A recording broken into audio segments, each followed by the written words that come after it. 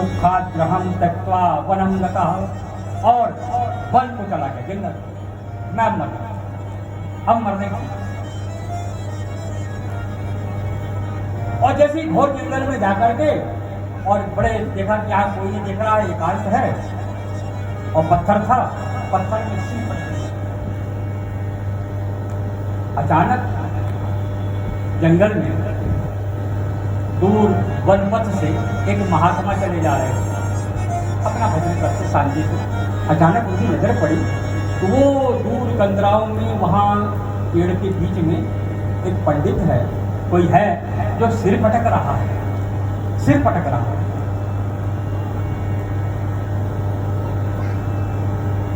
अचानक उस संत को लगा, असल में जो व्यक्ति जैसा होता है वैसे ही विचार करते उस जगह से होता।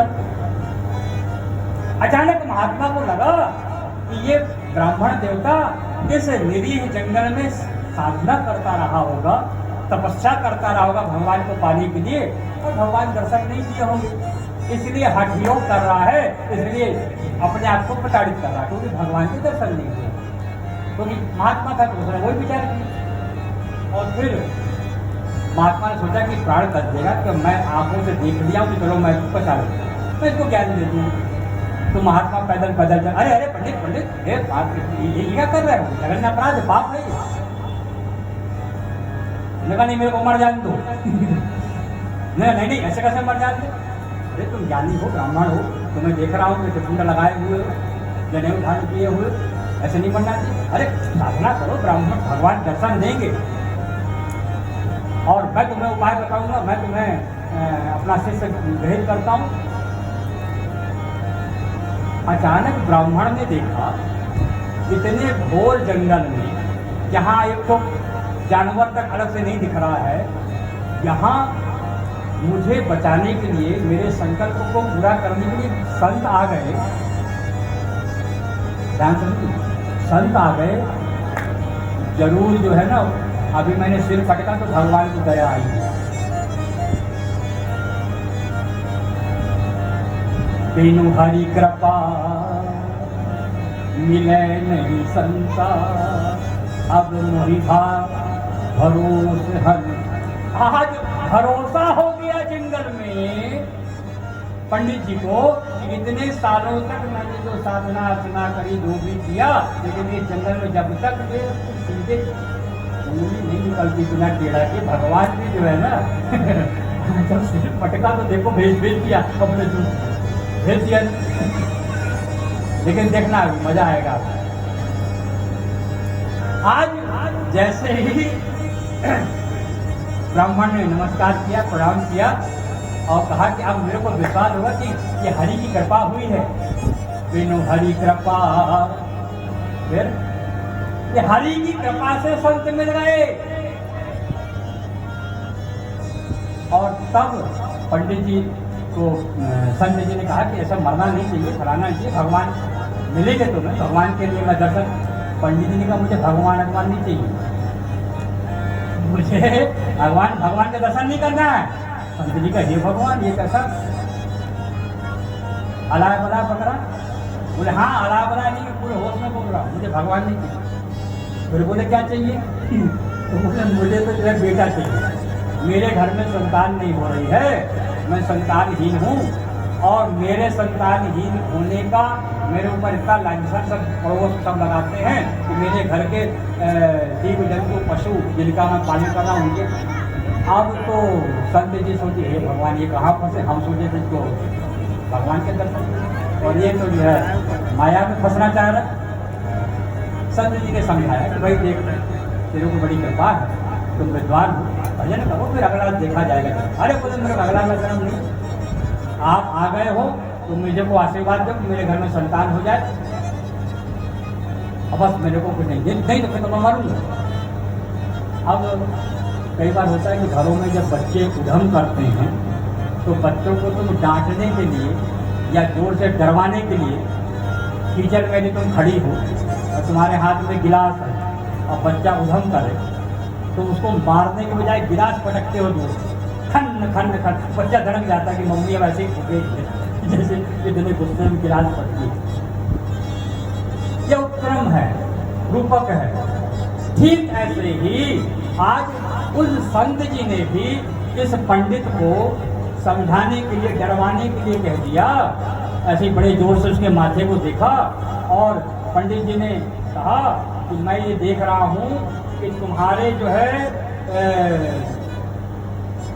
एक जन्म नहीं, ये तुम बेटा बेटा रो रहे हो ना, तुम्हारे विराट में जो है ना सत्य जन्म ना करते पता। अरे तेरे घर में एक जन्म नहीं, तेरा तो 7 जन्म तक तेरे घर में बेटे नहीं होने। बढ़िया भजन कर, जाप कर, तब तक।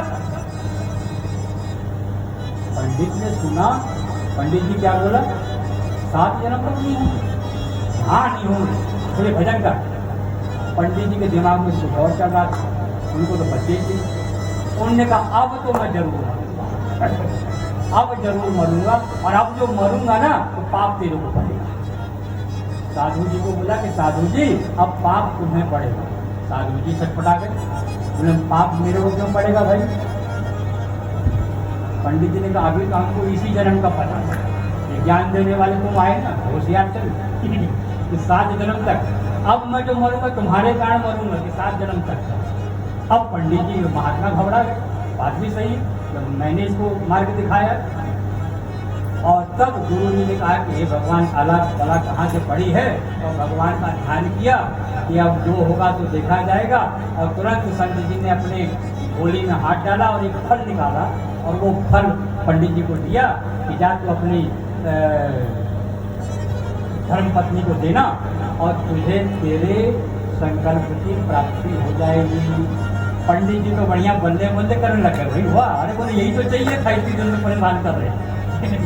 वो फल लेकर के, वो कहानी आपने सुनी है, सबसे मैं आगे बोलूँ, वो फल जाकर के पत्नी को दिया, लेकिन पत्नी है धुंधली,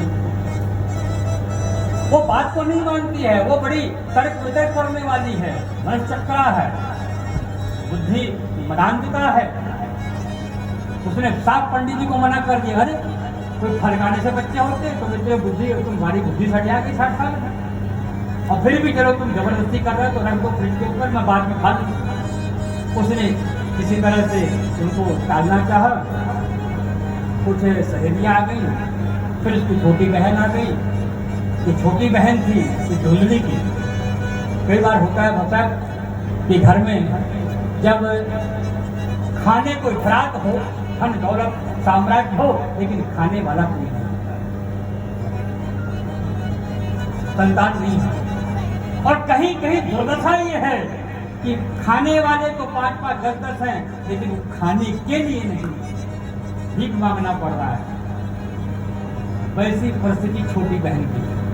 छोटी बहन के पति देव पंडित जी भीख मांगते थे और 5-5, 7-7 बच्चे थे। ये बड़ी बहन क्योंकि सधन्या थी तो कभी कभी कुछ उपहार में दे देती छोटी बहन को, ये ले जा वो ले जा। आज जब छोटी बहन ने भी सुना कि मेरी बड़ी बहन के यहाँ किसी महात्मा के फल प्रसाद से जो है उनका रहस्य जीवन आनंद हो जाएगा, बड़ी खुशी खुशी आई। और तभी आज बड़ी बहन ने जैसे ही उससे चर्चा करी कि मैं फल को नहीं खाऊंगी, बहुत से उदाहरण दिए कि फल खाऊंगी तो मेरा वजन हो जाएगा, मोटी हो जाऊंगी, मेरा स्वरूप बिगड़ जाएगा, ऐसा बहुत सी बातें बताने के लिए।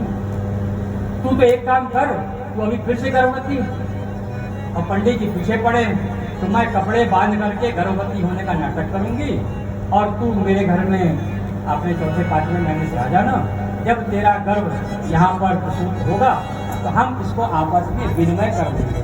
मैं तुझे कुछ दौलत दे दूंगी, धन दे दूंगी, तो अपने पति को दे देना, और पति को कहना कि वो बात हो गया है, और मैं अपने पति को कहूँगी कि मेरा बेटा हो गया। दीदी ने कहा, अरे दीदी तुम तो बड़ी होशियार हो।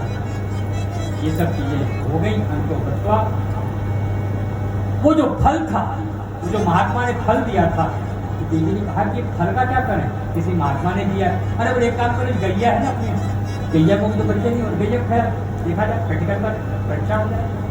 और फिर हुआ यही कि इनके घर में जो बेटा जो अपने अडॉप्ट कर लिया अपनी बहन से मान करके, पंडित जी बड़े खुश थे कि हम मेरा ही बेटा हुआ है, संत की कृपा से हुआ है। और ये नाटक भी कर रही थी उनकी पत्नी धुंधली, और उसका नाम रखा गया धुंधकारी। और वहाँ कुछ भी 3 महीने बाद उस गाय के भी द्वारा एक बच्चा जन्म लिया जो मनुष्य के जैसा था, लेकिन उसके कान गाय के जैसे थे, इसलिए उसका नाम पड़ गया गोकर्ण, गाय के जैसे कर्ण। क्योंकि ये धुंधली का बेटा और यहाँ का दुष्ट था, धुंधकारी बना, उजड़ता करता था, बड़ा हो गया तो वैश्यावृत्ति करने लग गया, फिर अपने बाप को भगा दिया, मार डाला, माँ को मार डाला। अंतोगत्वा जो गोकर्ण थे, वो जो घर छोड़ के चले गए थे, महात्मा बन गए थे, वो जब अपने गांव में आए, उन्होंने देखा कि धुंधकारी जो है घोर प्रेत बन गया है। और आज रात्रि में जब गोकर्ण जी विश्राम कर रहे थे और कभी देखा कि जो काले जातो करुणो कन्या विभव गोकर्ण पंडिता ज्ञानी धुंधकारी महाखला, वो जो दुष्ट राक्षस बना, भूत प्रेत बना, आज गोकर्ण जब शयन कर रहे थे तो अचानक रात्रि में तरह तरह की आवाजें निकाल रहा था, हल्ला कर रहा था। तभी गोकर्ण ने जो अपना कमंडल का जल का छिड़का, अचानक वो जो प्रेत आत्मा लहला रही थी, उन्होंने कहा भैया मुझे बचाओ। गोकर्ण ने कहा तू कौन? अहम भ्राता तुझे, मैं तुम्हारा भाई धुंधकारी या नाम धुंधकारी, मैं आपका भाई। गोकर्ण ने कहा तू मेरा भाई धुंधकारी? तू? अरे मैं जब यात्रा कर रहा था तो गया जी में, कद्रीवन में, चारों धामों में तेरे नाम से तर्पण कर दिया, अर्पण कर दिया, श्राद्ध कर दिया, संतों का ब्राह्मणों को भोजन जिला दिया, तो मुक्त नहीं हुआ। अब यहाँ पे ध्यान देना, मुक्त और मोक्ष में अंतर है। जब कहते ना मुक्त हो गए, मुक्त हो गए, व्हाट द मीनिंग ऑफ मुक्ति? अब देखना है, तुम मुक्त नहीं हुए, मैंने तुम्हारे नाम से संकल्प कर दिया, तुम्हारे नाम से त्रयोदशी किया, तुम्हारे नाम से 13 दिन तक ऐसे नियम पालन किए, जो हम संस्कार करते हैं घरों में मृत आत्मा के लिए, घर की तरीके करते हैं, गया जी जाते हैं, पिंडदान करते हैं, इनका फल देख लेना अभी 2 मिनट। ये सब किया था गोकर्ण जी ने, लेकिन फिर भी वो प्रेतात्मा भटक रही थी, हिल रही थी।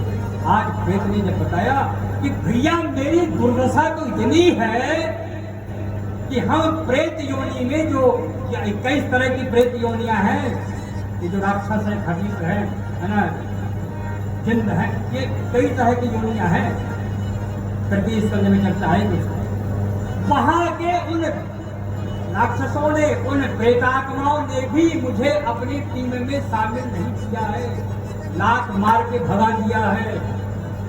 मेरा वहां भी ठिकाना नहीं है और यहाँ तो ठिकाना था ही नहीं। अब मैं क्या करूं? आपके ये तर्पण अर्पण और श्राद्ध से कुछ नहीं होने वाला।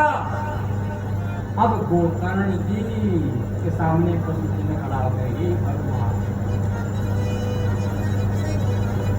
काल ही कर्म ही ईश्वर ही मिथ्या दोष लगाए, काल को कर्म सो पवित्र सुख पावई, सिर धुन पछतावई।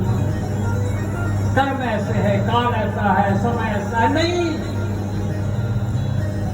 काल नहीं कर्म ही तो रही, मिथ्या दोष लगाई। इसलिए सुने बैठा, आज प्रातः काल ब्रह्म मुहूर्त में जब गोकर्ण जी सरस्वती के तट पे गए, आचमन किया, भगवान सूर्य जो उनके सूर्य वंशी हैं, नारायण हैं, साक्षात भगवान ने आज भी कलिकाल में भी केवल साक्षात भगवान वही जो उस समय त्रेता में सतयुग में पूजे जाते थे, वही सूर्यनारायण आज भी, इसलिए इनको भगवान। और तब भगवान सूर्यनारायण ने वहां से आदेश दिया था कि हे गोकर्ण, श्रीमद्भागवता मुक्ति सप्ताहिक ज्ञान वचनम करो, यदि सूर्य वचः सर्वधर्मय रूपायाम का सुखम। भगवान सूर्य ने आदेश दिया कि सबका हे मुका धन्या कृष्ण मुका, जब तुम भागवत सुना दो श्वेतात्मा को, तो वो भगवान कृष्ण की रूप में